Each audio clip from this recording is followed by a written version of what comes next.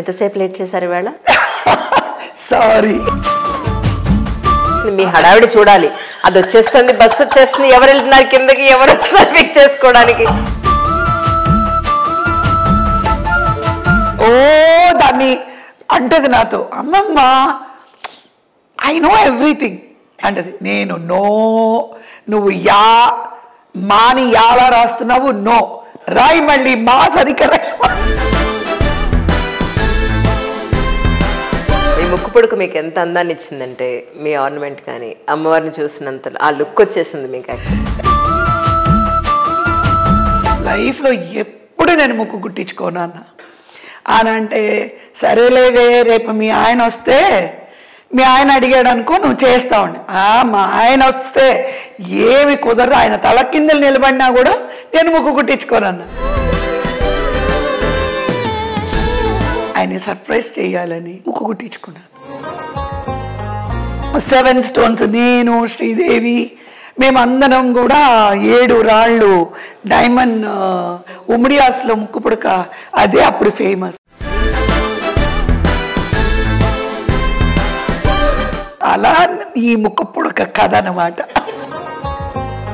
మీరు ఎక్కడి నుంచి పోటీ చేసే అవకాశం ఉందా ఈసారి? టీడీపీలో నేను జాయిన్ అయినప్పుడు నాకు ఒక కోరిక ఉండేది, అది చంద్రబాబు నాయుడు గారితో చెప్పాను. ఏం చేయాలనుకుంటున్నారు మీరు అంటే, నా ఫీలింగ్ ఏంటంటే ఆయన ఇచ్చిన మాట ఆయన నిలుపుకోలేదు, బట్ ఆయనకి నేను ఇచ్చిన మాట నేను నిలుపుకున్నాను. నాకొక కోరిక ఉంది, ఆ కోరిక తప్పకుండా భారతీయ జనతా పార్టీ ద్వారా నెరవేరుతుందని నేను అనుకుంటున్నాను. ఇప్పటికి ఆ హెయిర్ అంత చక్కగా మెయింటైన్ చేస్తారో, మీరు రహస్యం చెప్పరు, ఏం చేస్తారో మీ జుట్టుకి? హెయిర్ కొంచెం బ్లాక్ అవ్వాలి అని అంటే మందార ఆకులు ఉన్నాయి కదా,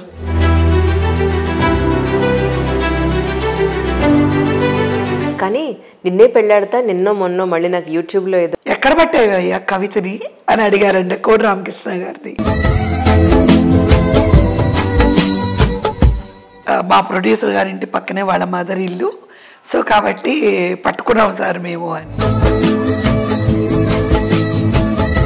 ఇప్పుడు ఇద్దరు ఆడపిల్లలతోటి మీరు ఉంటున్నారు, కానీ ఎప్పుడైనా అనిపించిందా ఈ జర్నీలో నిజంగా తోడు అనేది ఒక అమ్మాయికైనా అబ్బాయికైనా అవసరమా, లేకపోతే అమ్మాయికి ఎక్కువ అవసరం అనిపిస్తుందా మీకు?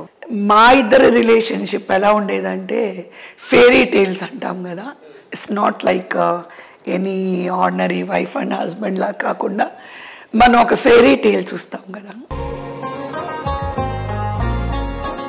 దేవుడు అడుగుతాడంట మా ఆయన్ని, ఇటు మా ముగ్గురు పిల్లలు, ఇటు నన్ను పెట్టి అడుగుతాడంట, ఏమని, నువ్వు సెలెక్ట్ చేయి, ఈ ముగ్గురు కావాలా ఈవిడ కావాలా అని మా వారిని అడుగుతాడు. అచ్చా, ఓకే.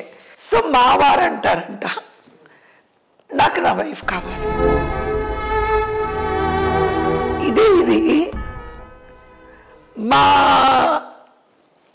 నన్ను అడుగుతారంట దేవుడు.